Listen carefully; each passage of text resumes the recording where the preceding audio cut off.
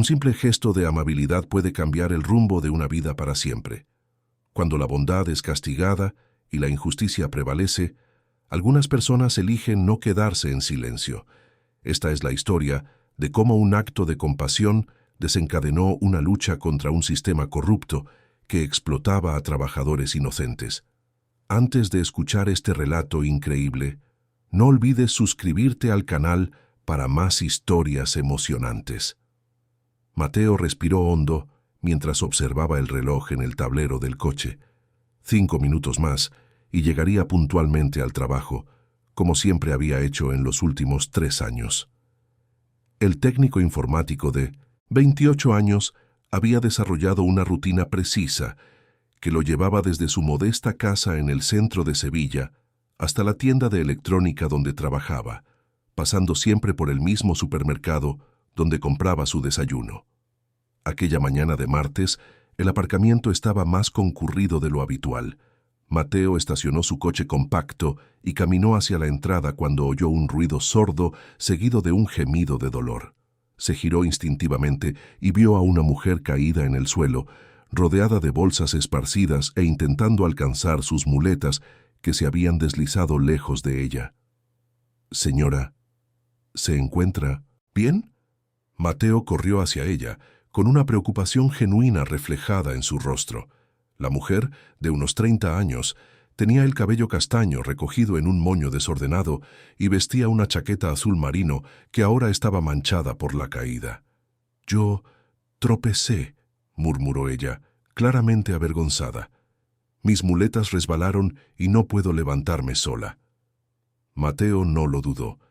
La ayudó con cuidado a incorporarse, luego fue a buscar las muletas y comenzó a recoger los objetos esparcidos por el suelo.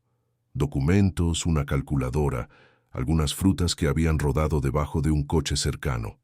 «Soy Mateo», dijo él mientras organizaba los papeles con esmero. «¿Se ha hecho daño? ¿Puedo llevarla al hospital?» «Elena», respondió ella, aceptando su ayuda para ponerse de pie. «No hace falta ir al hospital, gracias. Tengo una lesión antigua en la pierna y a veces las muletas me traicionan». Su voz tenía un acento de alguien que no era de esa ciudad. «Es usted muy amable». Mateo notó que temblaba ligeramente, probablemente por el susto. «¿Está segura de que está bien? ¿Puedo ayudarla a llevar las bolsas hasta su coche?» Elena vaciló un momento y luego asintió. «Si no es molestia, mi coche es aquel azul, de allí». Mientras caminaban lentamente por el aparcamiento, Mateo descubrió que Elena era contable y se había mudado a Sevilla hacía solo 2 semanas. Estaba intentando adaptarse a su nuevo empleo en el ayuntamiento y aún no conocía a mucha gente. «Es difícil empezar de cero en un lugar nuevo», comentó Mateo equilibrando las bolsas mientras ella se apoyaba en las muletas.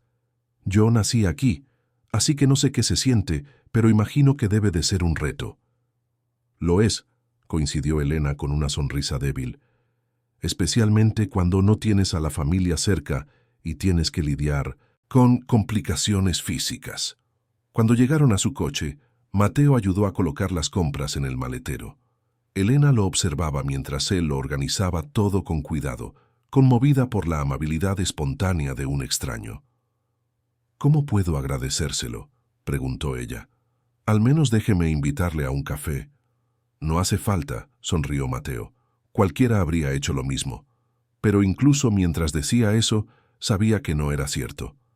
Durante los minutos que pasaron allí, varias personas habían cruzado el aparcamiento. Algunas incluso miraron en su dirección, pero nadie más se ofreció a ayudar. «Trabajo allí, en la tienda de electrónica de la calle Sierpes», dijo Mateo señalando vagamente la dirección. «Si necesita cualquier cosa, no dude en pasarse por allí». Elena se quedó observando cómo el coche de él se alejaba, con una mezcla de gratitud y sorpresa en el pecho.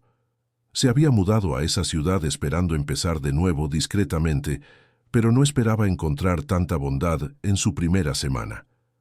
Mateo llegó al trabajo 40 minutos tarde. El tráfico había empeorado después de salir del supermercado y además tuvo que parar en una gasolinera para lavarse las manos, que se habían ensuciado al recoger las pertenencias de Elena del suelo. ¿Dónde estabas? La voz de Rodrigo cortó el aire en cuanto Mateo cruzó la puerta de la tienda. El gerente estaba de pie tras el mostrador, con los brazos cruzados y una expresión de irritación. Lo siento, Rodrigo. Ayudé a una persona que se había caído en el aparcamiento del supermercado y terminé retrasándome, explicó Mateo, colgando su chaqueta en el gancho detrás del mostrador. Ayudó a una persona, repitió Rodrigo con tono sarcástico. ¡Qué bonito! ¿Y tu trabajo aquí, Mateo? ¿Acaso no merece también tu ayuda? Fue una situación imprevista, no volveré a llegar tarde. No, no lo harás. Rodrigo se acercó bajando la voz para que los clientes no oyeran. Porque estás despedido. Mateo sintió como si el suelo desapareciera bajo sus pies. ¿Cómo que despedido? ¿Por 40 minutos de retraso? Por 3 años de problemas, respondió Rodrigo con frialdad. Siempre has sido un empleado problemático, Mateo. Siempre cuestionando los procedimientos, siempre con tus propias ideas sobre cómo deberían hacerse las cosas. Este retraso ha sido la gota que ha colmado el vaso. ¿Problemático? Mateo apenas podía creer lo que oía. Rodrigo, sabes que soy uno de los empleados más dedicados. Nunca he faltado sin justificación. Siempre he cumplido mis objetivos. Y siempre has creído que sabías más que yo, lo interrumpió Rodrigo. Recoge tus cosas. Te quiero fuera de aquí en 10 minutos. Mateo miró a su alrededor, en la tienda que había sido su segundo hogar los últimos años. Sus compañeros evitaban su mirada, claramente incómodos con la situación, pero nadie dijo nada. Santiago, que trabajaba en el almacén, solo sacudió la cabeza discretamente, como diciendo, «Te lo advertí». En los siguientes 10 minutos, Mateo recogió sus pertenencias personales de su mesa, una foto de su familia, algunos manuales técnicos propios, un pequeño cactus que Valeria de Contabilidad le había regalado el año anterior. Sus manos temblaban ligeramente mientras metía todo en una caja de cartón. «Mateo», se acercó Santiago cuando Rodrigo salió a atender a un cliente. «Tío, lo siento mucho. Esto no es justo». «¿Sabes por qué lo ha hecho?», preguntó Mateo en voz baja. Santiago miró nervioso hacia donde estaba Rodrigo. Llevaba tiempo buscando una excusa, desde aquella vez que cuestionaste los precios abusivos a los clientes ancianos. Mateo lo recordó. Hacía 6 meses, había aconsejado discretamente a una señora mayor que comprara un producto más barato que cubría perfectamente sus necesidades, en lugar del modelo caro que Rodrigo intentaba imponerle. Al gerente no le había gustado nada la interferencia. «Dijo que no tienes perfil para las ventas», continuó Santiago, «que eres demasiado honesto para tu propio bien». Irónico, pensó Mateo. Ser demasiado honesto en un trabajo de ventas se consideraba un defecto. Cuando salió de la tienda cargando su caja de pertenencias, Mateo sintió una mezcla de rabia e incredulidad. 40 minutos. 40 minutos por ayudar a alguien que lo necesitaba y ahora estaba en el paro. Condujo sin rumbo por la ciudad durante un tiempo, intentando procesar lo ocurrido.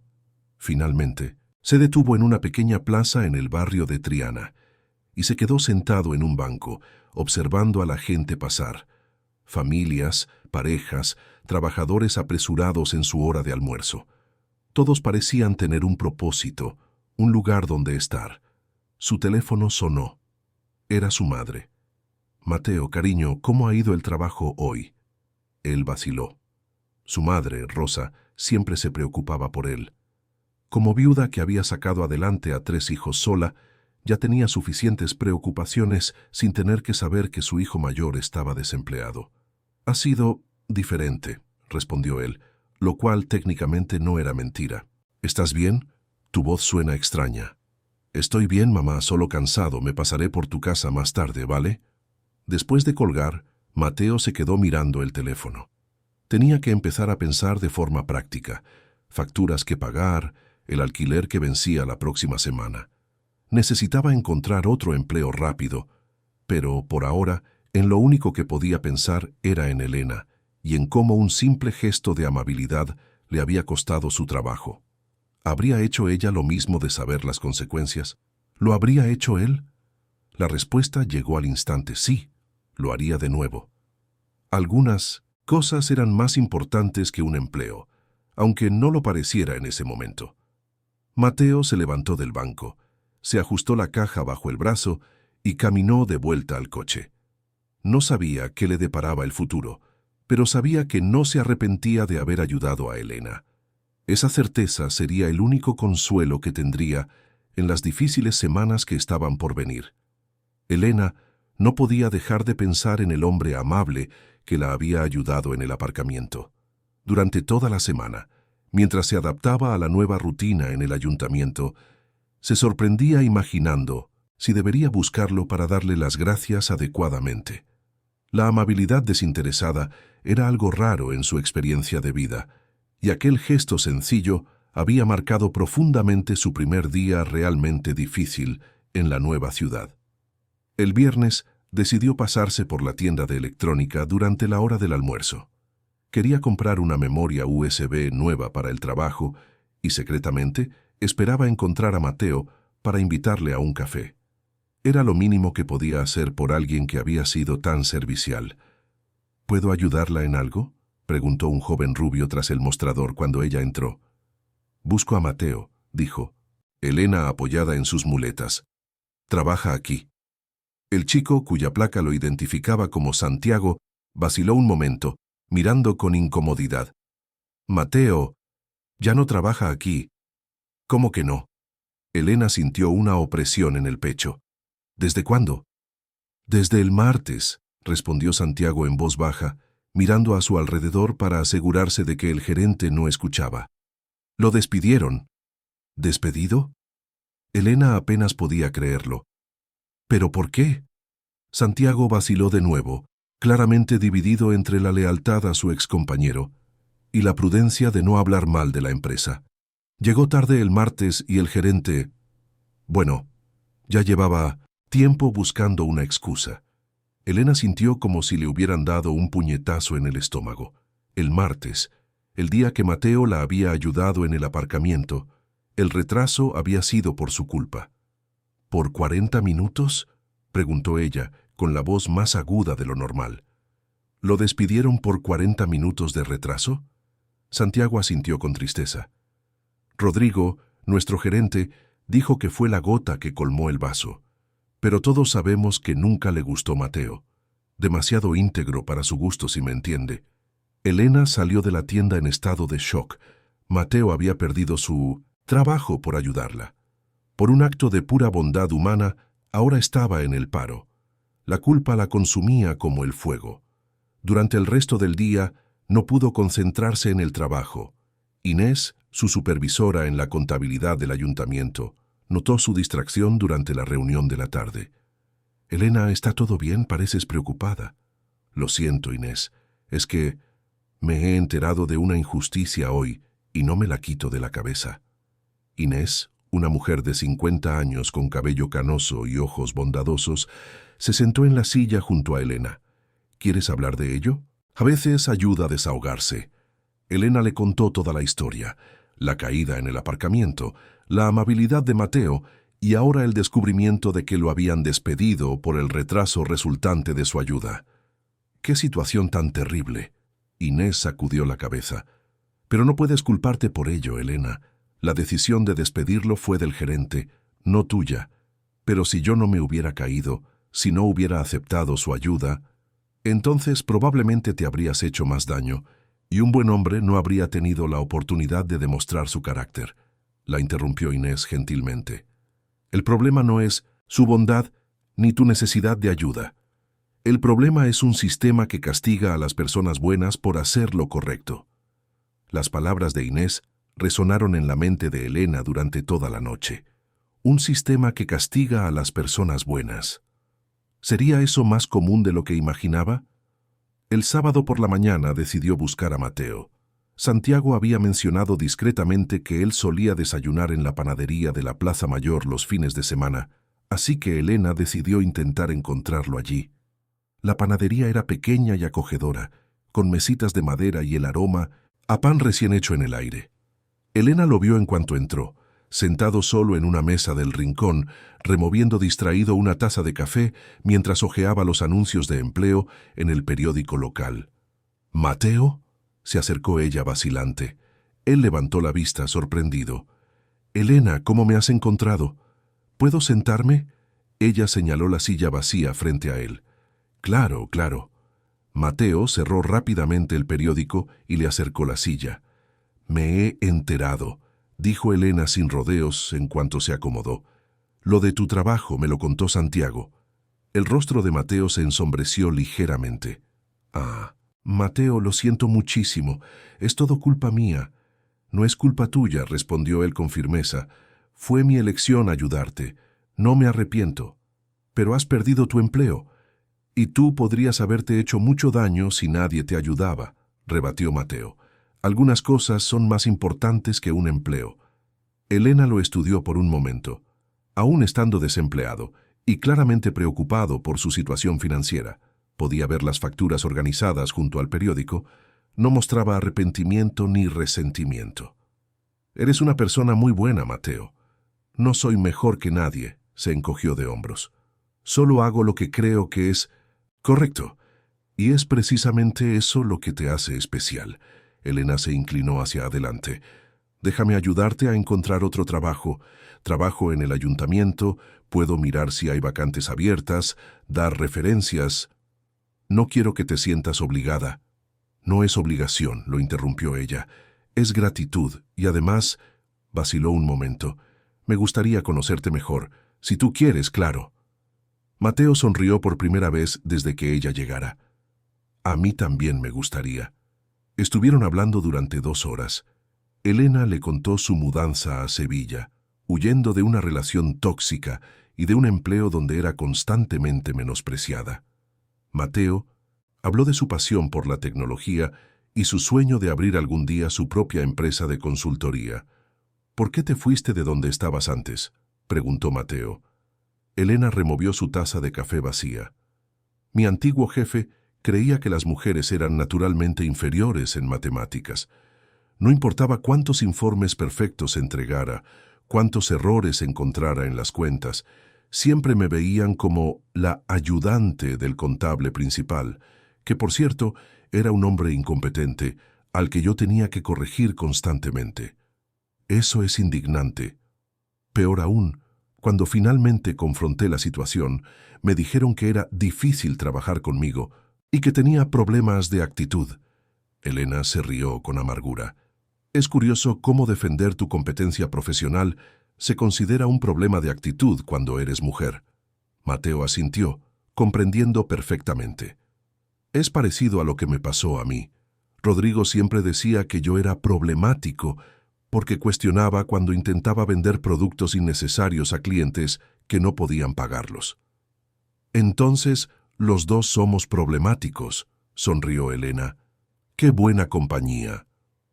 Mientras caminaban por la plaza después del café, con Elena cojeando levemente a pesar de las muletas, Mateo se sentía más ligero de lo que se había sentido en días. Hablar con alguien que entendía la frustración de ser castigado por hacer lo correcto era reconfortante. ¿Te has fijado alguna vez, dijo Elena pensativa, en que parece haber un patrón? Personas honestas siendo castigadas, personas íntegras siendo consideradas problemáticas. Ahora que lo mencionas, sí, Mateo dejó de caminar. Santiago me contó que 3 personas han sido despedidas de la tienda en los últimos 6 meses, todas por motivos cuestionables. En el ayuntamiento también, Inés me dijo que hubo una reorganización reciente que resultó en la salida de varias personas. Fue vaga con los detalles, pero noté que le incomodaba hablar del tema. Se miraron con un entendimiento mutuo cruzando entre ellos. ¿Crees que...? Empezó Mateo. ¿Que podría estar pasando algo más grande?, terminó Elena. Es posible. Aquella noche, Elena empezó a anotar en una pequeña libreta las cosas que había notado desde que llegó a la ciudad.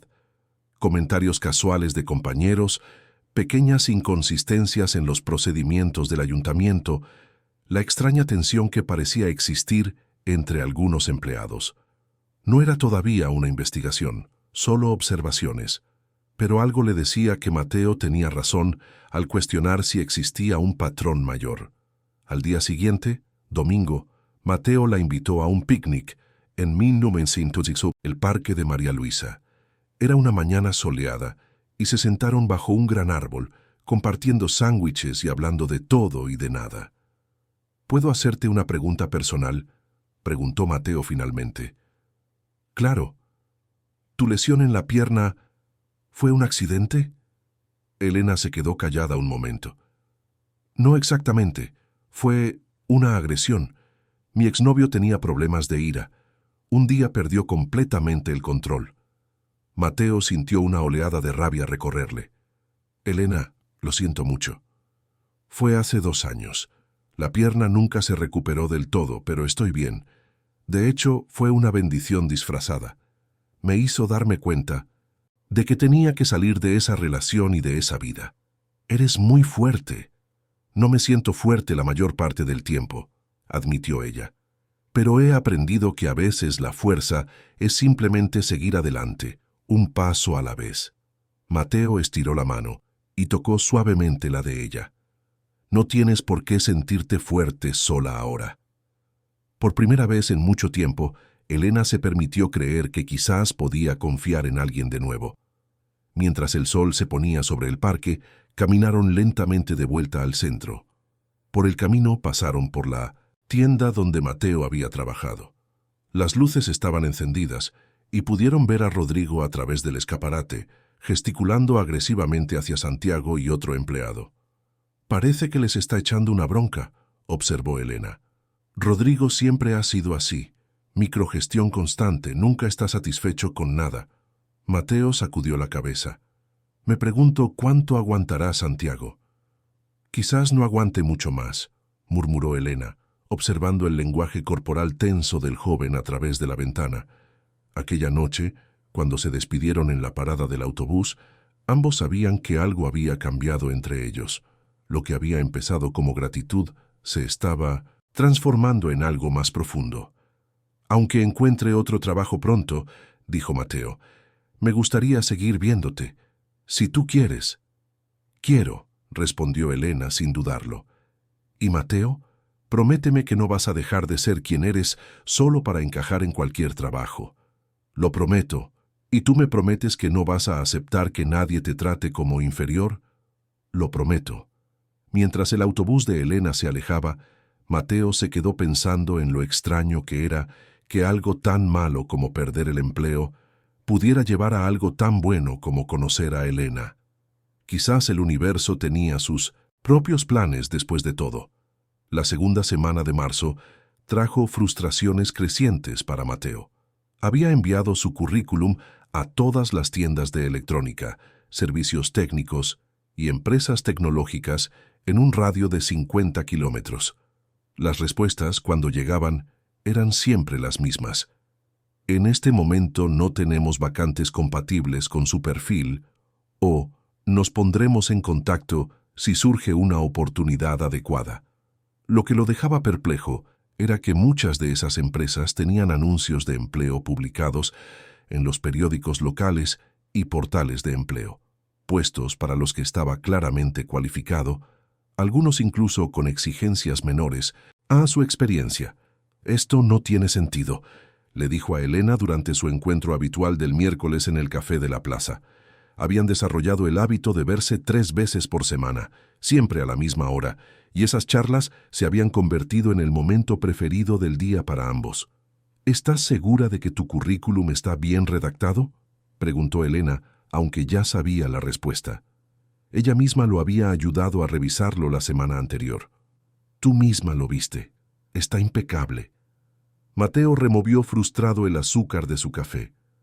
Es como si hubiera algún tipo de boicot. 5 empresas diferentes, todas con vacantes abiertas, todas rechazándome sin darme ni siquiera una entrevista. Elena frunció el ceño.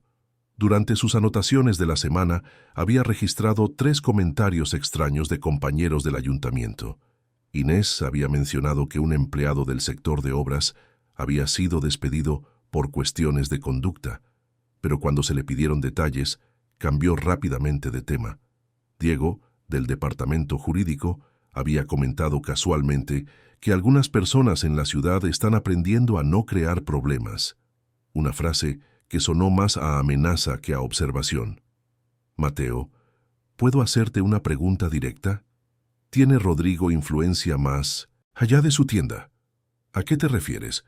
¿Conoce a otros empresarios? ¿Tiene algún tipo de red de contactos que pudiera estar influyendo en tus candidaturas? Mateo dejó de remover el café. La pregunta de Elena había dado en el clavo con algo que él intentaba ignorar.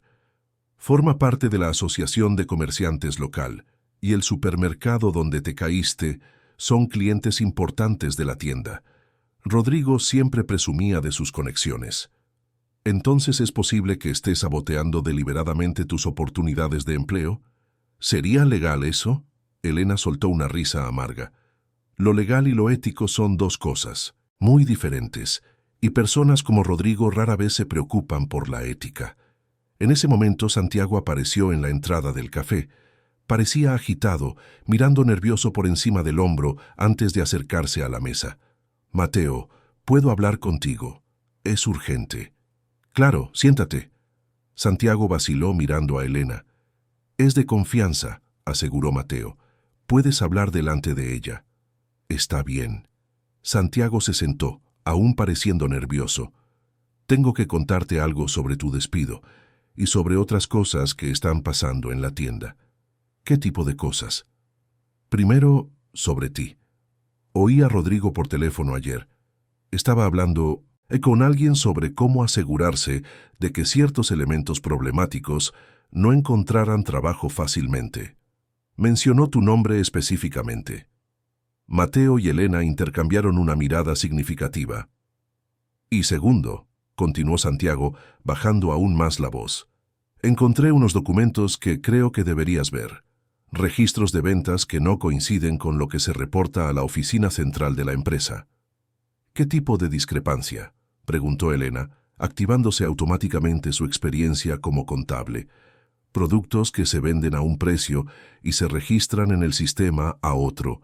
La diferencia se está desviando a una cuenta aparte. Santiago sacó una hoja de papel doblada del bolsillo. Copié algunos números cuando Rodrigo salió a almorzar. Elena examinó los números rápidamente.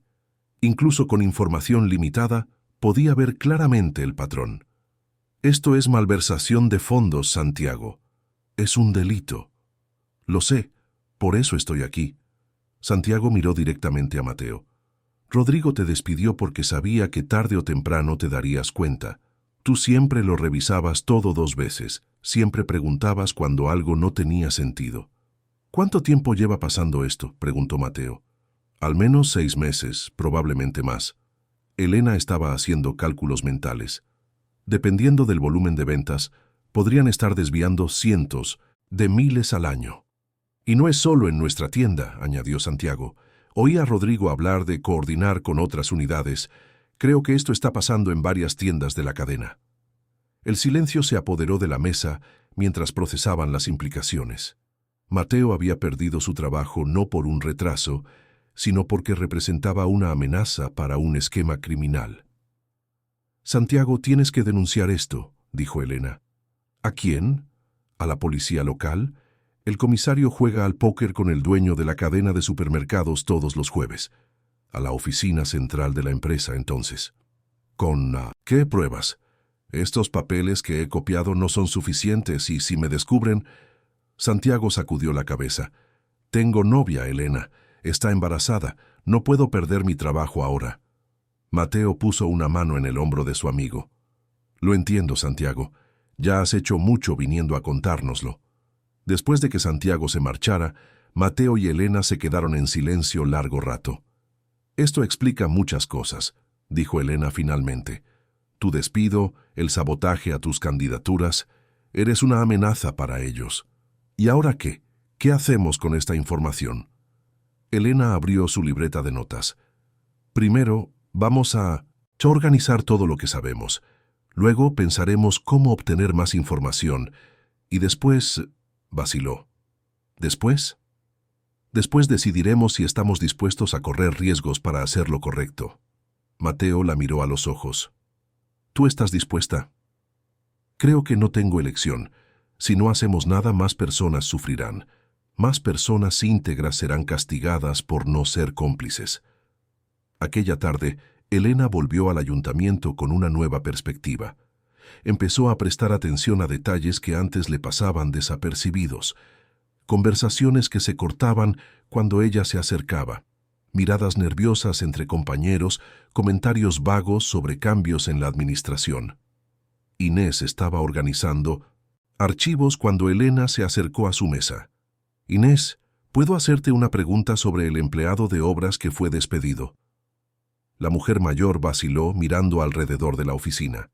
«¿Por qué te interesa eso, Elena?» «Solo curiosidad. Como soy nueva aquí, intento entender cómo funcionan las cosas». «Hay cosas que es mejor no entender», respondió Inés en voz baja, «especialmente cuando eres buena en lo que haces y quieres conservar tu empleo». ¿Hizo algo malo?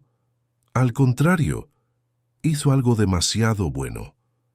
Inés cerró el cajón del archivo con fuerza. Cuestionó algunas discrepancias en los contratos de obras públicas, valores que no tenían sentido, empresas que ganaban licitaciones con propuestas sospechosas. ¿Y lo despidieron por eso? Lo despidieron por problemas de actitud y dificultad para trabajar en equipo. Inés hizo comillas en el aire, las mismas palabras que usaron con Sofía. ¿Sofía? Una excompañera de recursos humanos. Se fue hace 3 meses. Una de las personas más competentes que he conocido, pero empezó a hacer demasiadas preguntas sobre evaluaciones de desempeño que estaban siendo alteradas sin justificación. Elena sintió un escalofrío. ¿Sabes dónde puedo encontrarla? Inés la miró con una mezcla de preocupación y admiración. Elena, ¿estás segura de que quieres meterte en esto? Acabas de llegar, tienes una carrera por delante. A veces hacer lo correcto es más importante que tener una carrera. Inés estudió su rostro un largo momento. Luego anotó una dirección en un trozo de papel.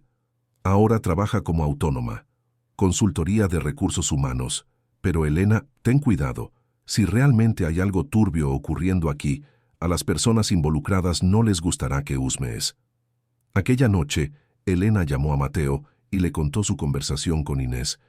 Así que tenemos a un empleado de obras despedido por cuestionar contratos, una de RRHH, despedida por cuestionar evaluaciones, que a ti despedido por ser demasiado íntegro para aceptar prácticas dudosas, resumió ella.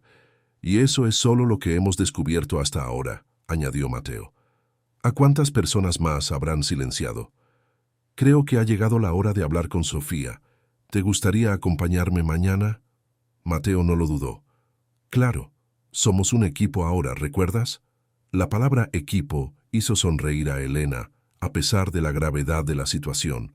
Sí, eran un equipo, y quizás juntos podrían marcar la diferencia. ¿Mateo? Sí. No sé dónde acabará esto, pero me alegra no estar enfrentándolo sola. Yo también, Elena. Yo también. A la mañana siguiente, se dirigieron a la dirección que Inés les había dado. Era una pequeña oficina comercial en el centro, con un cartel sencillo: Sofía Méndez, consultoría de RRUHH. El edificio era modesto, de 2 plantas y fachada de ladrillo visto. Mientras subían la estrecha escalera, Mateo notó que Elena estaba nerviosa. Sus manos temblaban ligeramente sobre las muletas. «¿Estás bien?», susurró él. «Solo pienso en lo que dijo Inés. Si Sofía fue despedida por preguntar demasiado, quizás no quiera revivir todo esto. O quizás esté esperando a alguien que por fin le crea», respondió Mateo, tocando suavemente el brazo de Elena. La oficina de Sofía era pequeña pero organizada, con 2 mesas, archivos bien etiquetados y una pequeña zona de recepción. Sofía era una mujer de unos 40 años, con el pelo pelirrojo corto y unos ojos verdes inteligentes que parecían analizarlo todo. Cuando se presentaron y explicaron el motivo de la visita, su postura cambió por completo. «Sentaos», dijo ella, cerrando la puerta de la oficina y bajando las persianas. «Antes de nada, necesito saber, ¿alguien sabe que estáis aquí?» «Solo Inés», respondió Elena. «¿Por qué?» «Porque desde que dejé el ayuntamiento, tengo la impresión de que me vigilan. Nada obvio, pero vaciló. ¿Habéis notado coches extraños, llamadas en silencio, gente haciendo preguntas sobre vosotros? Mateo y Elena intercambiaron una mirada significativa. Sí, dijo Mateo. Anoche un coche nos siguió. Sofía asintió con gravedad. Entonces ya estáis en su punto de mira. Eso significa que las cosas son aún peores de lo que pensaba. Se levantó y fue hacia un archivo específico, sacando una carpeta extremadamente gruesa. Cuando empecé a trabajar en el ayuntamiento, solo era una empleada de RRHH, queriendo hacer bien su trabajo, pero poco a poco empecé a notar discrepancias. ¿Qué tipo de discrepancias?, preguntó Elena. Empleados excelentes recibiendo evaluaciones malas sin justificación, siempre los mismos evaluadores, siempre las mismas palabras, como si hubiera un guión. Sofía abrió la carpeta y mostró decenas de evaluaciones. Mirad estas fechas. En un periodo de 6 meses, 15 empleados diferentes recibieron evaluaciones idénticas. Mateo examinó los documentos. Las frases son prácticamente las mismas. Exacto. Dificultad para aceptar cambios organizativos. Tendencia a cuestionar procedimientos establecidos. Comportamiento que puede afectar negativamente al ambiente de trabajo. Como si alguien estuviera usando una plantilla. Elena frunció el ceño. Eso sugiere coordinación. Alguien estaba instruyendo a los evaluadores sobre qué escribir. Mi conclusión también. Pero cuando empecé a investigar quién estaba detrás de esas instrucciones, las cosas se pusieron complicadas. ¿Cómo de complicadas?, preguntó Mateo. Primero, mis accesos al sistema empezaron a ser restringidos. Después, recibí una reorientación sobre mis responsabilidades, diciéndome que me centrara solo en cuestiones administrativas básicas. Cuando insistí en seguir investigando, empezaron las amenazas sutiles. Amenazas. Mi supervisor me llamó y me dijo que estaba creando problemas innecesarios y que eso no sería bueno para mi carrera. Una semana después, encontraron una irregularidad en mi informe de horas trabajadas. Una irregularidad que no existía cuando entregué el informe. Sofía sacó más documentos de la carpeta. Pero yo había aprendido a protegerme. Empecé a hacer copias de todo, a documentar cada conversación, cada correo sospechoso. 3 años de evidencias sistemáticas que prueban que había una campaña coordinada para eliminar a empleados específicos. ¿Y todos esos empleados tenían algo en común?, preguntó Elena. Todos eran personas íntegras, que preguntaban, que no aceptaban irregularidades pasivamente. El empleado de obras que cuestionó contratos inflados, la secretaria que preguntó por licitaciones sospechosas, el contable que notó discrepancias en los informes financieros. Mateo se inclinó hacia adelante. Eso no puede ser coincidencia. No lo es. Y hay más. Sofía pasó algunas páginas. Descubrí que algunos de esos empleados despedidos intentaron encontrar nuevos trabajos y fueron sistemáticamente rechazados. Empresas que inicialmente mostraron interés cambiaban de opinión tras las comprobaciones de referencias. Como en mi caso, murmuró Mateo. Exactamente. Hay una red de comunicación entre empresarios locales. Las personas marcadas como problemáticas son efectivamente vetadas del mercado laboral local. Elena estaba tomando notas furiosamente. Sofía, ¿tienes pruebas de esas comunicaciones? Algunas. Correos internos que logré copiar antes de que me echaran. Pero tenéis que entender algo. Lo que os estoy enseñando es solo la punta del iceberg.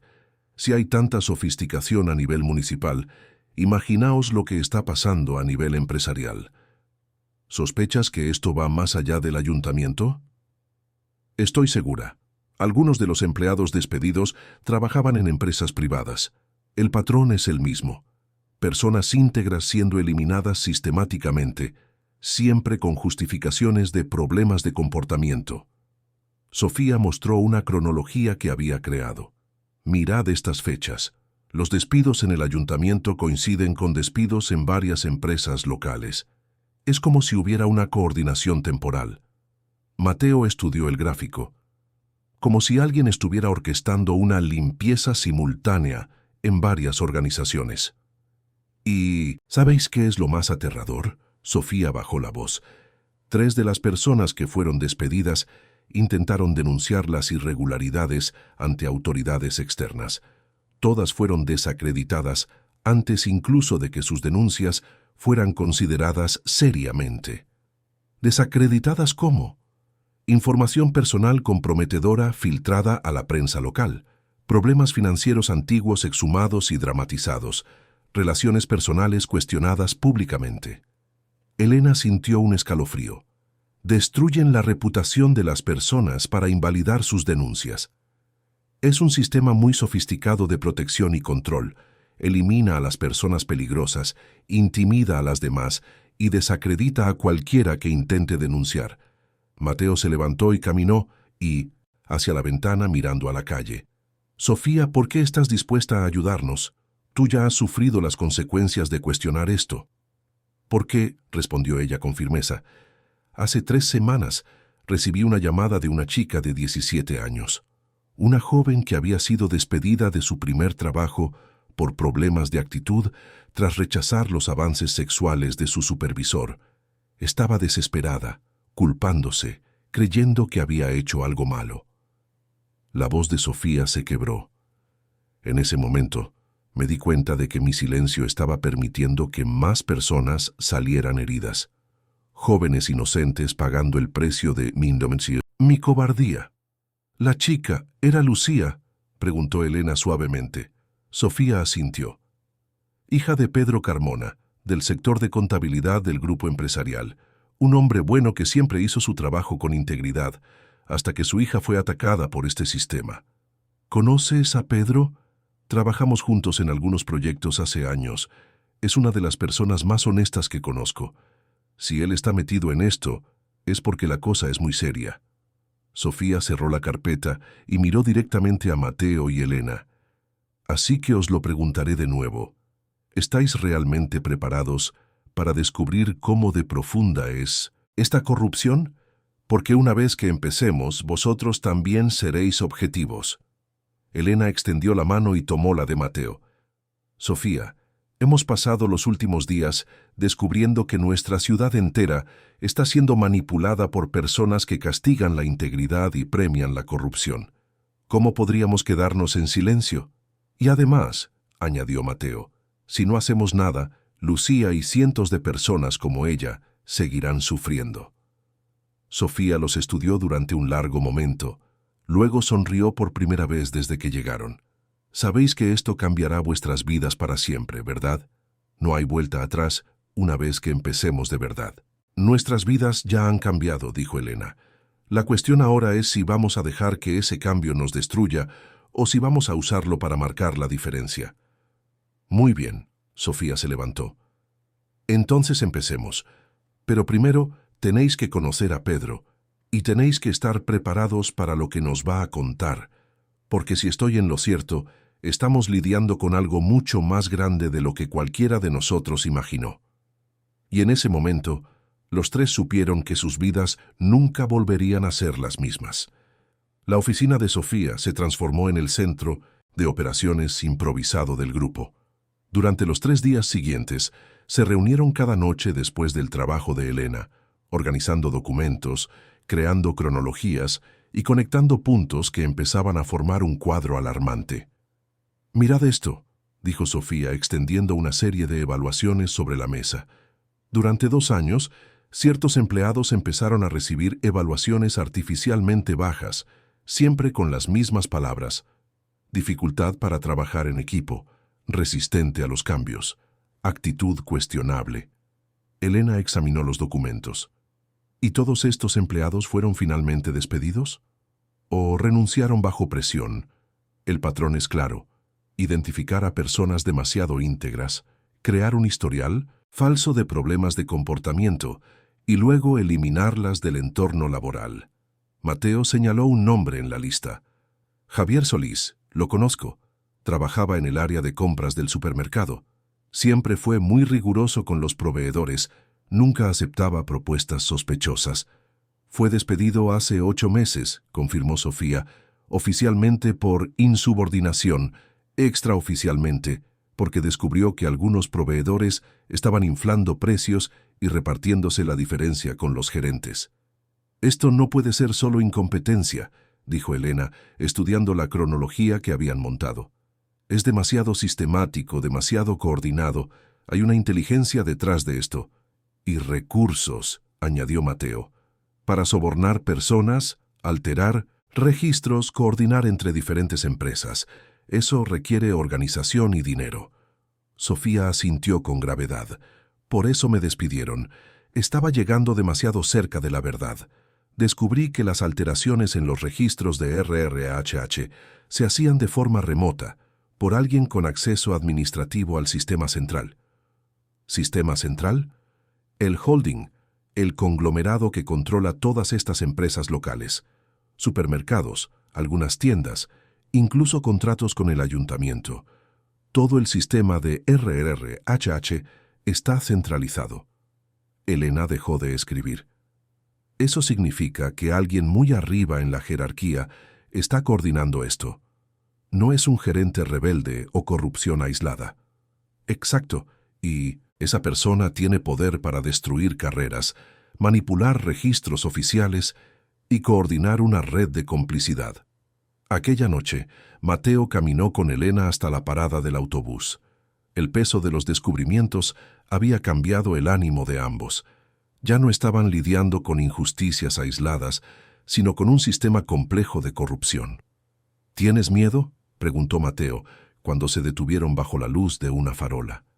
«Lo tengo», admitió Elena, «pero también estoy decidida. ¿Has visto esas evaluaciones falsas? ¿Cuántas personas buenas han perdido sus empleos por negarse a ser cómplices? ¿Y cuántas más los perderán si no hacemos nada?» Ella se giró hacia él. «Mateo, tengo que decirte algo. Estos últimos días, trabajando contigo y con Sofía, es la primera vez en años que me siento parte de algo importante, algo que vale la pena. Yo siento lo mismo». Él dio un paso hacia ella. «Y no es solo por la investigación, es por ti, Elena, por quién eres, por cómo piensas, por tu valentía. Mateo, sé que nos conocimos en circunstancias extrañas y sé que es una época difícil, pero...» Respiró hondo. «Me estoy enamorando de ti». Elena sintió el corazón acelerarse. «¿Estás seguro de que no es solo la adrenalina de todo lo que está pasando?» «Estoy seguro». Mateo tocó suavemente su rostro. «Me haces querer ser una persona aún mejor de lo que ya intento ser». «Ya eres una persona increíble», susurró ella. «Y yo también me estoy enamorando de ti». Su beso fue interrumpido por el sonido de un coche reduciendo la velocidad. Se separaron y vieron un sedán oscuro detenido al otro lado de la calle, con los faros apagados. Por un momento, nadie salió del coche. Luego, lentamente, aceleró y desapareció en la oscuridad. «Eso ha sido extraño», dijo Elena, con un escalofrío, recorriéndole la espalda.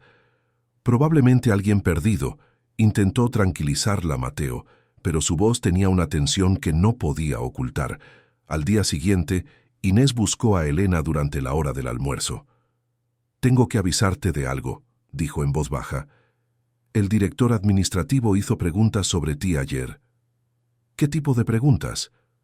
«Sobre tu rendimiento, tu relación con los compañeros, si has cuestionado procedimientos». Inés vaciló. «Elena, creo que alguien te está vigilando». «¿Vigilando cómo?» «No lo sé, pero 3 personas que trabajaron aquí e hicieron el tipo de preguntas que tú haces ya no están. Ten cuidado». Aquella tarde, durante su reunión en la oficina de Sofía, Elena contó la conversación con Inés. «Se están dando cuenta de nuestra investigación», concluyó Mateo. «Era solo cuestión de tiempo», dijo Sofía. «La pregunta ahora es, ¿qué hacemos? ¿Paramos aquí o aceleramos el proceso?» «Aceleramos», dijo una voz desde la puerta. Se giraron para ver a un hombre de unos 50 años, delgado y nervioso, de pie en la entrada. «Perdonad la interrupción, soy Pedro Carmona. Trabajaba en la contabilidad central del grupo hasta la semana pasada». «¿Cómo nos has encontrado?», preguntó Sofía, cautelosa. «Javier Solís me dio vuestra dirección. Dijo que estáis investigando irregularidades en la empresa». ¿Por qué deberíamos confiar en ti?, cuestionó Mateo. Pedro sacó una carpeta de debajo del brazo. Porque tengo 3 años de registros financieros que prueban que los desvíos de dinero no se limitan a unas pocas tiendas. Son sistemáticos e involucran millones. El silencio inundó la sala. ¿Por qué haces esto?, preguntó Elena. ¿Por qué arriesgarte? Pedro se sentó pesadamente en una silla. Mi hija, Lucía, consiguió su primer trabajo hace 2 meses, en una de las tiendas de la cadena. La semana pasada, el gerente intentó forzarla a aceptar sus insinuaciones sexuales. Cuando ella se negó, la despidieron por problemas de actitud. Dios mío, murmuró Elena. Tiene 17 años, continuó Pedro, con la voz quebrada. Estaba tan ilusionada con su primer empleo, tan orgullosa de contribuir a los gastos de casa, y ellos destruyeron eso. Destruyeron su confianza, su alegría. Mateo sintió una rabia familiar crecer en su pecho. ¿El mismo gerente que le hizo eso a tu hija está involucrado en los desvíos financieros? No solo involucrado. Es uno de los coordinadores. Recibe un porcentaje de todo lo que se desvía a cambio de mantener a raya a los empleados honestos. Sofía se inclinó hacia adelante. Pedro, ¿tienes pruebas de eso? Lo tengo todo. Transferencias bancarias, correos internos, registros de reuniones. Lo guardé todo antes de dimitir. Abrió la carpeta. Pero tenéis que saberlo. Han descubierto que copié archivos. Llevo 3 días siendo seguido. ¿Seguido? Elena sintió que se le helaba la sangre. Coches extraños en mi calle, llamadas mudas en mitad de la noche. Quieren intimidarme para que me calle. Mateo recordó el coche oscuro de la noche anterior. Elena, creo que no estamos siendo paranoicos. ¿Qué sugieres que hagamos?, preguntó Sofía. Pedro respiró hondo. Tenemos que actuar rápido, antes de así que encuentren la forma de silenciarnos o destruir las pruebas. Conozco a una auditora independiente en la capital, en Madrid, alguien que ya ha trabajado en casos de corrupción corporativa. Si logramos presentarle todo esto, es peligroso, dijo Elena. Si están dispuestos a seguir a la gente, a intimidar, entonces, ¿cuál es la alternativa?, preguntó Mateo. Nos rendimos y dejamos que sigan destruyendo vidas. Que la próxima víctima sea otra adolescente como Lucía. El grupo se quedó en silencio, procesando la magnitud de lo que enfrentaban. Ya no se trataba solo de empleos perdidos o procedimientos dudosos. Se trataba de un sistema que abusaba del poder para silenciar a los honestos y explotar a los vulnerables. Yo voto por seguir adelante, dijo Elena finalmente. Pero tenemos que ser inteligentes. Necesitamos un plan. De acuerdo, dijo Sofía. Pedro, ¿puedes contactar con tu auditora? Puedo, pero querrá ver pruebas convincentes antes de arriesgarse. Tenemos pruebas. Mateo señaló las pilas de documentos por toda la sala. El problema es organizarlas de forma contundente y asegurar que lleguen a las manos adecuadas, añadió Elena. Pedro vaciló un momento. Hay algo más que debéis saber. Ayer recibí una llamada de alguien ofreciéndome dinero para que reconsiderara mis acciones. Mucho dinero. Y lo rechacé, por supuesto, pero eso significa que tienen recursos significativos y están dispuestos a usarlos. Si el soborno no funciona, no necesitó terminar la frase. Todos entendieron la implicación. Pues ya está, dijo Sofía levantándose. Ya no tenemos el lujo del tiempo. O actuamos ahora o perdemos nuestra oportunidad. ¿Cuándo?, preguntó Mateo. Mañana por la noche. Pedro organizará una reunión con la auditora. Vamos a preparar todas las pruebas en un paquete coherente e irrefutable. Mientras se preparaban para salir, Elena notó un coche familiar aparcado al otro lado de la calle. El mismo sedán oscuro de la noche anterior. Chicos, dijo en voz baja, creo que nuestra reunión de hoy no ha pasado desapercibida. Todos miraron en la dirección que señalaba. El coche estaba allí, inmóvil, con 2 siluetas visibles en el interior. Están siendo muy obvios, observó Mateo. Quizás sea intimidación psicológica. O quizás ya no les importe ser discretos, dijo Pedro sombríamente. Lo que podría significar que se preparan para una acción más directa. Sofía cerró con cuidado la oficina. Salgamos juntos, y que nadie vaya a casa solo esta noche. Mientras caminaban por la calle, el sedán los siguió, a una distancia prudencial. Ya no era una cuestión de si estaban siendo vigilados. La pregunta ahora era qué planeaban hacer sus observadores. Mateo, susurró Elena mientras caminaban, ¿sigues pensando que hacemos lo correcto? Él apretó su mano. Creo que no tenemos elección. Hay batallas que hay que luchar, incluso cuando no estás seguro de ganar. ¿Y si perdemos? Al menos habremos perdido intentando hacer lo correcto. Eso tiene que valer para algo. Elena sonrió, a pesar del miedo. Sabes que te quiero, ¿verdad? Yo también te quiero, respondió él, y por eso vamos a ganar esto. La gente que lucha por amor siempre encuentra el camino. Detrás de ellos, el sedán oscuro continuó siguiéndoles, como un recordatorio sombrío de que la batalla no había hecho más que empezar. La mañana siguiente trajo noticias devastadoras. Pedro llamó a Sofía a las 6 de la mañana, con voz tensa y urgente. Han entrado en mi piso durante la noche. Se lo han llevado todo. Todos los documentos físicos, mi ordenador, incluso los discos de copia de seguridad. Sofía sintió que se le hundía el estómago. ¿Estabas en casa? No. Dormí en casa de un amigo porque tenía miedo. Fue una buena decisión, por lo visto. Una hora después, los 4 se reunieron en el café de la plaza. Pedro parecía abatido, 10 años mayor que la noche anterior. ¿Cómo supieron exactamente dónde buscar?, preguntó Mateo. Tus documentos estaban en una caja fuerte, ¿no? Lo estaban, y fueron directos a ella. Sabían exactamente qué buscar. Elena sintió un escalofrío. Pedro, ¿le contaste a alguien más lo de nuestra investigación, aparte de Javier? No, solo a vosotros, vaciló. Y a mi hija Lucía. Ella sabía que estaba reuniendo pruebas.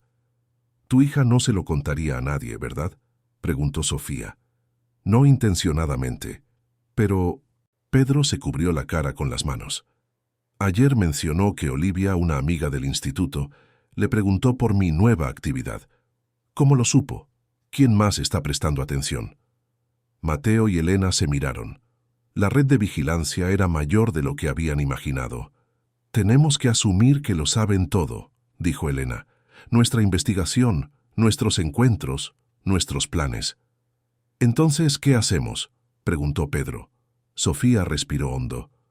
Cambiamos el plan. En lugar de esperar a mañana por la noche, nos vamos ahora, hoy. Todavía tengo copias de los documentos más importantes en mi oficina. ¿Y si también han entrado en tu oficina? Solo hay una forma de saberlo. Cuando llegaron a la oficina de Sofía, encontraron la puerta forzada y el lugar completamente revuelto. Cajones abiertos, archivos esparcidos, el ordenador había desaparecido. Dios mío, murmuró Elena. Sofía corrió hacia un archivador específico detrás de su mesa. Todavía están aquí, dijo aliviada, sacando varias carpetas de un compartimento oculto. Las copias más importantes, al menos eso. Eso significa que no conocen este escondite, observó Mateo. O que lo conocen y lo han dejado a propósito para que lo encontremos, para darnos una falsa sensación de seguridad, dijo Pedro pesimista. Sea como sea, es lo que tenemos, dijo Sofía. Voy a llamar a la auditora ahora mismo. Vamos a quedar hoy por la tarde en Madrid. La reunión se fijó para las 3 de la tarde en una oficina de la capital, a una hora de viaje. La auditora, Victoria Olmedo, era una mujer seria de 45 años, con una reputación impecable en casos de corrupción corporativa. Durante el trayecto en coche, el grupo estaba tenso. Pedro conducía, mirando constantemente el retrovisor para ver si les seguían. Elena y Mateo compartían el asiento trasero con las carpetas de documentos, mientras Sofía repasaba mentalmente los puntos principales que debían presentar. Victoria, dijo Sofía cuando fueron recibidos en el elegante despacho, gracias por recibirnos con tan poco margen. Sofía, dijiste que era urgente, y por los nombres de las empresas que mencionaste, imagino que lo es. Victoria les hizo un gesto para que se sentaran. Vayamos al grano. ¿Qué habéis descubierto? Las siguientes 2 horas fueron intensas. Lo presentaron todo: los desvíos financieros, los registros alterados de RRHH, el patrón sistemático de despidos de empleados íntegros, las intimidaciones y amenazas. Victoria examinó cada documento cuidadosamente, haciendo preguntas puntuales y anotaciones. ¡Qué detalladas! Su expresión se volvió progresivamente más seria. «Esto es sustancial», dijo finalmente. «Muy sustancial. Estamos hablando de fraude en múltiples instancias, manipulación de registros oficiales, acoso sistemático». «¿Entonces va a investigar?», preguntó Elena esperanzada. Victoria vaciló. «El problema es que las empresas involucradas tienen conexiones políticas y económicas significativas. Una investigación de esta magnitud atraerá mucha atención. Necesitaré la aprobación de mis superiores». «¿Cuánto tiempo llevará eso?», preguntó Mateo. «Unos días, quizás una semana». «¿Una semana?». Pedro se inclinó hacia adelante. «Victoria, ya han entrado en mi casa. Nos están siguiendo. Si esperamos una semana, encontrarán la forma de silenciarnos definitivamente. Entiendo la urgencia, pero los procesos legales tienen sus tiempos. No puedo simplemente... «Puedes investigar de manera informal», la interrumpió Sofía. «¿Enviar auditores para verificar los registros antes de que sean alterados o destruidos?». Victoria suspiró. «Tal vez. Dejadme hablar con algunos contactos. Os daré una respuesta mañana». Durante el camino de vuelta, el ánimo en el coche era sombrío. «No va a hacer nada», dijo Pedro amargado. «¿Habéis visto cómo ha dudado cuando mencioné las conexiones políticas? Solo está siendo cautelosa», intentó defenderla Sofía. «O tiene miedo», añadió Mateo. «Y si ella tiene miedo, imaginaos nosotros». Elena estaba callada mirando por la ventana. Cuando llegaron de nuevo a la ciudad, finalmente habló. «Mateo, ¿podemos hablar en privado?». Se separaron del grupo en el centro. Elena estaba claramente agitada, caminando de un lado a otro en la plaza. «Elena, ¿qué pasa?». «No puedo más, Mateo. Esto se está volviendo demasiado peligroso». «¿De qué estás hablando?». «Esta mañana, cuando llegué al trabajo, Inés me buscó. Me dijo que recibió una llamada anónima anoche, alguien preguntando por mí. Querían saber dónde vivo, si tengo familia en la ciudad, si tengo alguna vulnerabilidad». Mateo sintió una oleada de rabia. «Están intentando encontrar formas de presionarte». «Exactamente, y lo han conseguido». Elena dejó de caminar. «Mateo, tengo una condición médica que requiere una medicación cara. Si pierdo mi trabajo, no podré pagarla. Y si no puedo pagarla...». «Elena, encontraremos la forma». «¿Cómo?», explotó ella. «Tú estás en el paro. A Pedro lo están persiguiendo. Sofía ha perdido a la mitad de sus clientes. Y ahora descubrimos que la gente a la que nos enfrentamos tiene recursos para entrar en casas, sobornar empleados y Dios sabe qué más». Mateo intentó acercarse, pero ella retrocedió. «Quizás deberíamos parar», dijo ella en voz baja. «Quizás deberíamos aceptar que algunas batallas son demasiado grandes para gente como nosotros». «¿Gente como nosotros?». Mateo no podía creer lo que oía. «Elena, es la gente como nosotros la que ha cambiado el mundo. Personas comunes que decidieron no aceptar lo inaceptable. Y la gente como nosotros es también la que más sufre cuando se enfrenta a sistemas demasiado poderosos». Las lágrimas empezaron a correr por su rostro. «Mateo, te quiero. Pero tengo miedo de que si seguimos con esto, vamos a perder no solo la batalla, sino el uno al otro». Mateo sintió como si estuviera viendo algo precioso romperse en 1000 pedazos. «¿Entonces ese es eso? ¿Vas a renunciar a todo en lo que creemos?». «No es renunciar, es ser realista, es ser cobarde».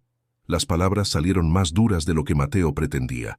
Elena retrocedió como si le hubiera dado una bofetada. «Quizás sea una cobarde», dijo ella con voz quebrada, «pero al menos seré una cobarde viva». Se giró y se fue, dejando a Mateo solo en la plaza. Aquella noche, Mateo no pudo dormir. Se quedó pensando en la conversación con Elena, en las palabras duras que había dicho, en el dolor en su rostro cuando la llamó cobarde. Por la mañana decidió buscarla, pero cuando llamó al ayuntamiento le dijeron que había pedido unos días de baja médica. ¿Mateo? La voz de Sofía al teléfono era tensa. Tienes que venir aquí. Ahora. ¿Qué ha pasado? Victoria ha llamado.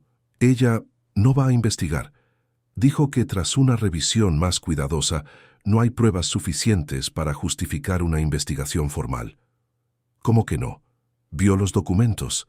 Al parecer alguien llamó a su oficina anoche, alguien muy influyente. Mateo cerró los ojos sintiendo el peso de la derrota. Entonces hemos perdido. Todavía no, dijo Sofía con firmeza. Pedro ha conseguido contactar con una organización nacional contra la corrupción.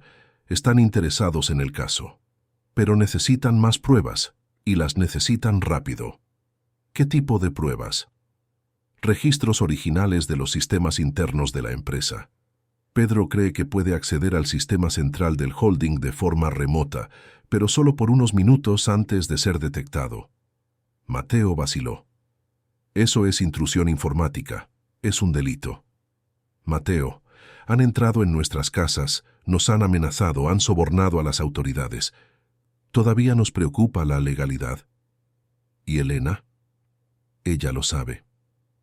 No he podido hablar con ella. Puedes convencerla para que vuelva. Mateo pensó en la charla de la noche anterior, en el dolor de Elena. No lo sé. Tiene miedo, y quizás tenga razón al tenerlo. Mateo, sin Elena perdemos nuestra ventaja. Es la única contable del grupo. La necesitamos para organizar los datos financieros de forma que sea convincente para los investigadores. ¿Y si no quiere volver? Sofía se quedó callada un momento. Entonces tendremos que encontrar la forma de ganar esto sin ella, aunque eso signifique correr riesgos aún mayores. Mateo miró por la ventana hacia la ciudad que se había convertido en un campo de batalla invisible. En algún lugar ahí fuera, Elena estaba luchando con sus propios miedos.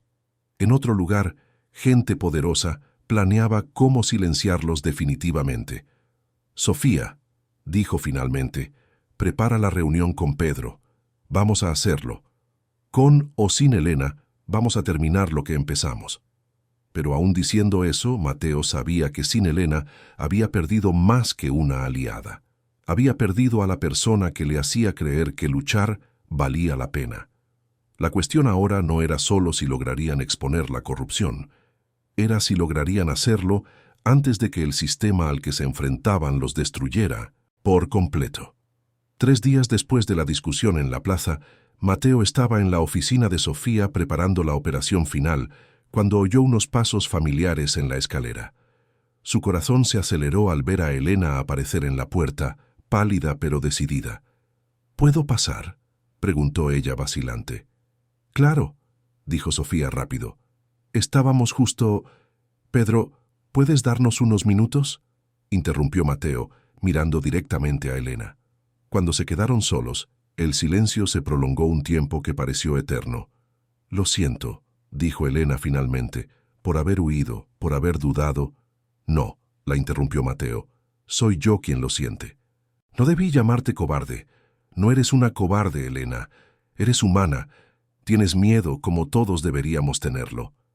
He pasado los últimos 3 días pensando. Se acercó ella despacio. En casa, tomando mi medicación, recordando por qué necesito este trabajo, esta estabilidad, se detuvo frente a él, y me he dado cuenta de que nada de eso importará si no hacemos nada. Van a seguir destruyendo vidas, Mateo, y tarde o temprano llegarán a mí de todas formas. Mateo tomó sus manos. ¿Estás segura? Porque si volvemos ahora será aún más peligroso que antes. Estoy segura, pero con una condición. ¿Cuál? Lo hacemos juntos, hasta el final, sin peleas, sin palabras duras, sin rendirnos el uno con el otro cuando las cosas se pongan feas. Lo prometo. Mateo la besó suavemente. Para siempre, susurró ella. Sofía y Pedro volvieron a la oficina y los encontraron revisando documentos juntos, con las cabezas juntas, trabajando en armonía.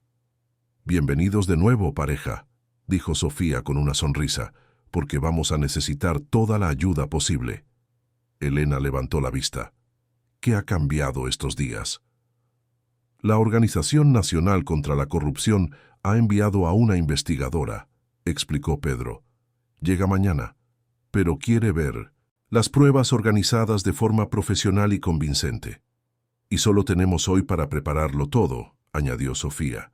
Elena asintió decidida. «Entonces, a trabajar».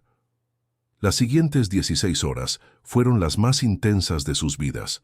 Elena reorganizó todos los datos financieros, creando gráficos claros que mostraban los patrones de desvío. Mateo montó una cronología detallada conectando eventos, despidos e irregularidades. Sofía preparó expedientes individuales de cada víctima del sistema.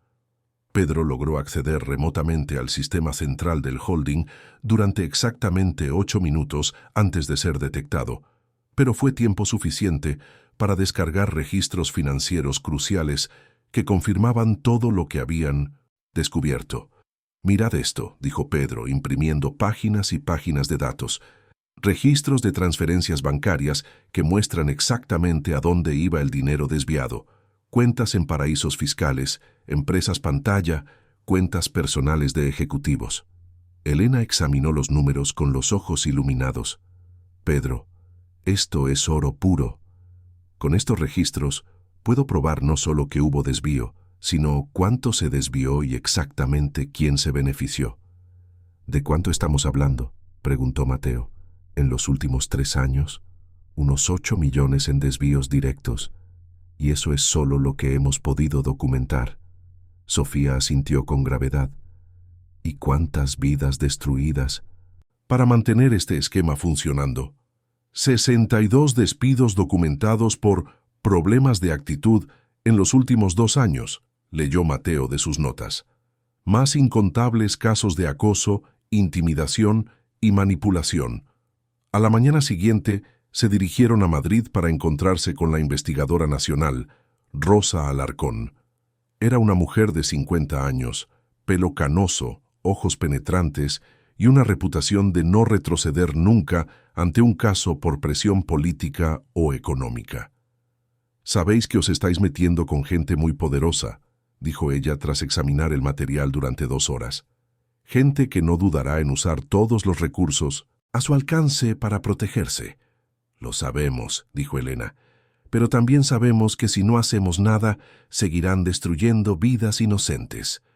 ¿Y estáis dispuestos a testificar públicamente, a enfrentar interrogatorios hostiles, a que vuestras vidas personales sean expuestas y cuestionadas?» «Lo estamos», respondió Mateo sin dudarlo. Rosa los estudió a cada uno cuidadosamente. «Muy bien. Voy a abrir la investigación, pero quiero que lo comprendáis. A partir de este momento, estáis bajo protección federal. No podéis hablar del caso con nadie más. No podéis volver a vuestras actividades normales como si nada». «¿Qué significa eso para nuestros trabajos?», preguntó Elena. «Significa que tendréis que confiar en que el sistema legal puede funcionar cuando las personas adecuadas están al mando». Los siguientes días pasaron en una especie de limbo. Fueron instalados en un hotel en la capital mientras Rosa organizaba a su equipo de investigadores. Mateo y Elena finalmente tenían tiempo para simplemente estar juntos, sin la presión constante de la investigación. «¿Crees que hemos hecho lo correcto?», preguntó Elena una noche, mientras estaban en el balcón del hotel mirando las luces de Madrid. «Creo que hemos hecho lo único que podíamos hacer para poder seguir mirándonos al espejo», respondió Mateo. «¿Y si no sale bien? ¿Y si logran taparlo todo, si los investigadores también son presionados? Entonces al menos lo habremos intentado, y al menos sabremos que somos personas que no pasan de largo cuando ven una injusticia». Elena sonrió, recordando las palabras que él dijo en el aparcamiento, en lo que parecía una eternidad atrás. «Tú nunca pasas de largo, ¿verdad?» «Nunca», confirmó él, besándola suavemente. Una semana después, Rosa los llamó a una reunión. «Tenemos todo lo que necesitamos», anunció. «La investigación se hará pública mañana mismo. Se han expedido órdenes de arresto, se han congelado cuentas y los auditores federales están entrando en todas las sedes del holding». «¿Y Rodrigo?», preguntó Mateo. «Será uno de los primeros en ser arrestado, junto con otras 16 personas en puestos de gerencia y 3 ejecutivos del conglomerado». Pedro suspiró aliviado. «¿Y Lucía, mi hija, tendrá que testificar?» «No será necesario. Hemos encontrado pruebas de que su jefe hizo lo mismo con al menos otras 6 empleadas. Todas han aceptado testificar». Sofía se inclinó hacia adelante. «¿Y qué pasa con nosotros ahora?» Rosa sonrió por primera vez desde que la conocieron. «Ahora volvéis a vuestras vidas, con algunos cambios, claro». «¿Qué tipo de cambios?», preguntó Elena. «Mateo, una empresa tecnológica ética de Madrid se ha puesto en contacto conmigo. Están impresionados con tu integridad y quieren ofrecerte un puesto de liderazgo en cumplimiento normativo y relaciones humanas. El sueldo es un 40% más alto de lo que ganabas en la tienda». Mateo se quedó sin palabras. «Elena, el gobierno municipal está creando un nuevo departamento de responsabilidad social corporativa. Quieren a alguien con experiencia contable y una valentía probada para cuestionar irregularidades. El puesto es tuyo, si lo quieres». «¿Y Pedro?», preguntó Elena. «Pedro trabajará como consultor independiente para nuestra organización. Necesitaremos a alguien con conocimientos de sistemas internos para revisar otras empresas sospechosas». «¿Y Sofía?». «Sofía será nuestra consultora local en recursos humanos. Las empresas de la región necesitarán ayuda para implementar políticas éticas tras todo este escándalo». 6 meses después, Mateo y Elena estaban de nuevo en el aparcamiento del supermercado donde todo había empezado. La cadena había cambiado de nombre y de administración, y ahora tenía políticas claras de protección al empleado y transparencia financiera. «¿Habrías pasado de largo si hubieras sabido dónde acabaría esto?», preguntó Elena, recordando su primera conversación. Mateo la miró, a la mujer valiente e inteligente que se había convertido en su compañera en todos los sentidos, y sonrió. «Yo nunca paso de largo», dijo él, «y ahora tenemos toda la vida para no pasar de largo juntos». «¿Para siempre?». «Para siempre». Se besaron bajo el mismo sol que había presenciado el inicio de todo, sabiendo que habían demostrado algo importante. A veces, todo empieza realmente con una elección. Una elección que parece pequeña, pero que puede cambiarlo todo. Porque el mundo no cambia de golpe, cambia cuando alguien decide hacer lo correcto, aunque le cueste caro, y a veces, cuando haces lo correcto por los motivos adecuados, el universo conspira para recompensarte de formas que nunca imaginaste. 2 años después, Mateo se ajustó la corbata nervioso mientras se miraba al espejo. Era el día de su boda con Elena, y aún le costaba creer cómo se habían transformado sus vidas desde aquel día fatídico en el aparcamiento. «¿Listo?», preguntó Santiago, que se había convertido en su padrino. El joven trabajaba ahora en la misma empresa tecnológica que Mateo, tras encontrar por fin el valor para dejar el trabajo tóxico de la tienda. «Más que listo», sonrió Mateo. «¿Cómo están las cosas?». «Por allí. Elena está radiante. Sofía la está ayudando con el vestido, y Pedro ha llegado con Lucía hace unos minutos». Mateo asintió, sintiendo una oleada de gratitud. Lucía se había convertido en una joven segura y fuerte, estudiando administración en la universidad y haciendo prácticas en el nuevo departamento de responsabilidad social que Elena dirigía. Toda la familia se había recuperado del trauma, pero nunca olvidaron la importancia de luchar contra la injusticia. La ceremonia fue sencilla pero emocionante, celebrada en la misma plaza de Triana, donde Mateo y Elena habían tenido tantas conversaciones importantes durante su investigación. Inés estaba allí, ahora ascendida a directora de contabilidad del ayuntamiento, tras corregirse las irregularidades. Victoria también asistió, habiéndose redimido al ayudar en las investigaciones posteriores que surgieron del caso original. Durante los votos, Elena sostuvo las manos de Mateo con firmeza. «Mateo», dijo ella, mirándole directamente a los ojos, «me enseñaste que la valentía no es la ausencia de miedo, sino la decisión de hacer lo correcto, incluso cuando tenemos miedo. Prometo ser tu compañera no solo en la vida, sino en todas las batallas importantes que aún nos queden por luchar». «Elena», respondió Mateo, con la voz quebrada por la emoción, «me demostraste que la verdadera fuerza viene de la gente común que se niega a aceptar lo inaceptable.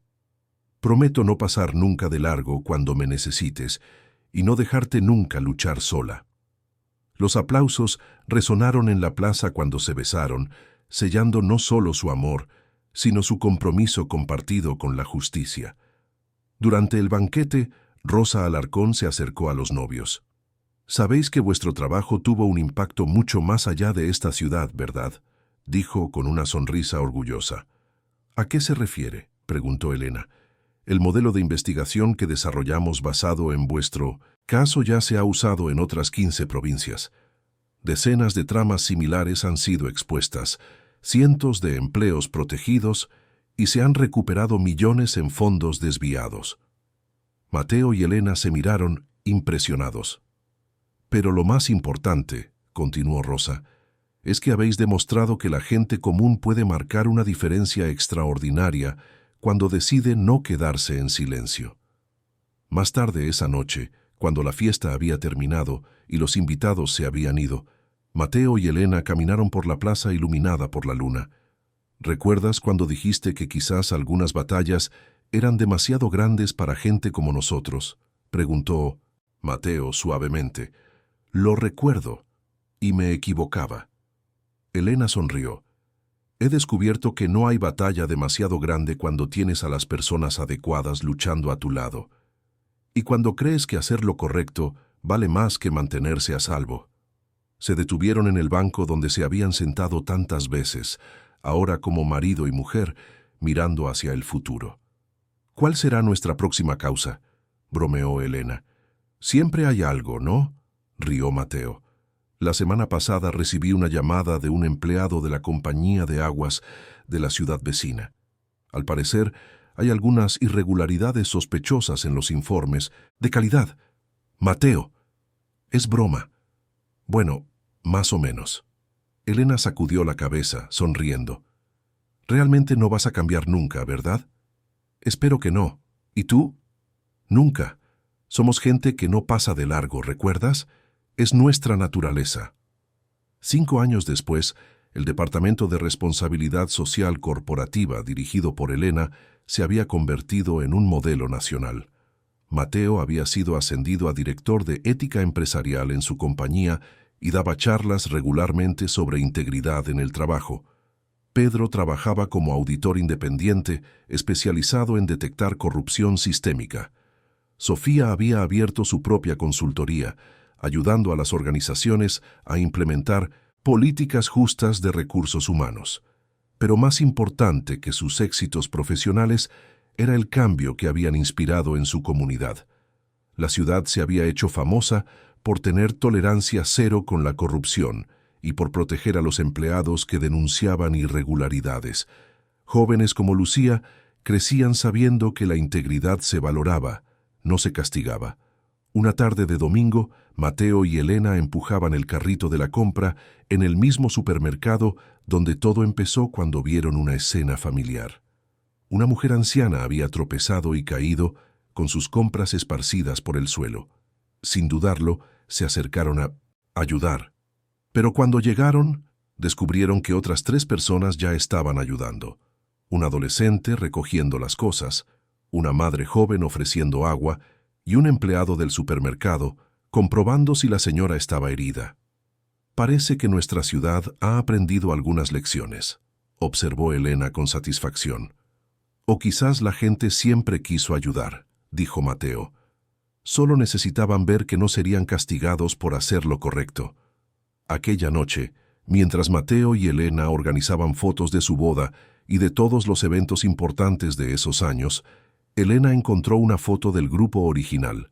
Ella, Mateo, Sofía y Pedro, tomada el día que entregaron las pruebas a Rosa. «Mira qué jóvenes éramos», dijo ella enseñándole la foto a Mateo. «Éramos, seguimos siendo jóvenes. Ya sabes a qué me refiero. Éramos tan ingenuos pensando que bastaría con exponer la verdad para que todo se solucionara». «¿Y no fue eso lo que pasó?», Elena rió. «Pasó, pero fue solo el principio. El verdadero cambio ocurre cada día, en cada elección que tomamos, en cada persona a la que inspiramos para que no se quede en silencio». Mateo besó su frente. «¿Y te arrepientes de algo?». «De nada. Ni siquiera de aquellos días difíciles cuando pensé que te perdería. Nunca ibas a perderme. La gente como nosotros no se rinde con los demás». «¿Gente como nosotros?». Mateo sonrió, usando la frase que se había convertido en una broma privada entre ellos. «Gente que no pasa de largo, gente que cree que hacer lo correcto vale cualquier precio, gente que sabe que el mundo cambia con una elección valiente cada vez». Elena se acurrucó en sus brazos, mirando por la ventana la ciudad que habían ayudado a transformar. «¿Y sabes qué es lo más increíble? Todo empezó porque elegiste ayudar a una extraña caída en un aparcamiento. Y todo continúa porque elegimos todos los días no pasar de largo cuando vemos algo que no está bien». Se quedaron en silencio un momento, pensando en todas las personas a las que habían llegado por el camino, todas las vidas que habían sido protegidas o mejoradas gracias a su valentía inicial. «¿Mateo?», dijo Elena suavemente. «Sí, gracias por no pasar nunca de largo. Gracias por no dejarme nunca pasar de largo solo». Y así fue como sus vidas se entrelazaron con la historia que cambió una ciudad entera, demostrando que a veces los héroes no llevan capa ni tienen superpoderes. A veces son simplemente personas comunes que toman decisiones extraordinarias, una elección valiente cada vez. Porque cuando eliges hacer lo correcto, aunque te cueste caro, el universo tiene una forma misteriosa de recompensar tu valentía con algo mucho más grande de lo que jamás imaginaste posible. Fin de la historia. Queridos oyentes, esperamos que la historia de Mateo y Elena haya tocado vuestros corazones y os haya inspirado a no pasar nunca de largo ante la injusticia. Al igual que estos dos personajes descubrieron, cada uno de nosotros tiene el poder de marcar la diferencia cuando elegimos la valentía en lugar de la comodidad.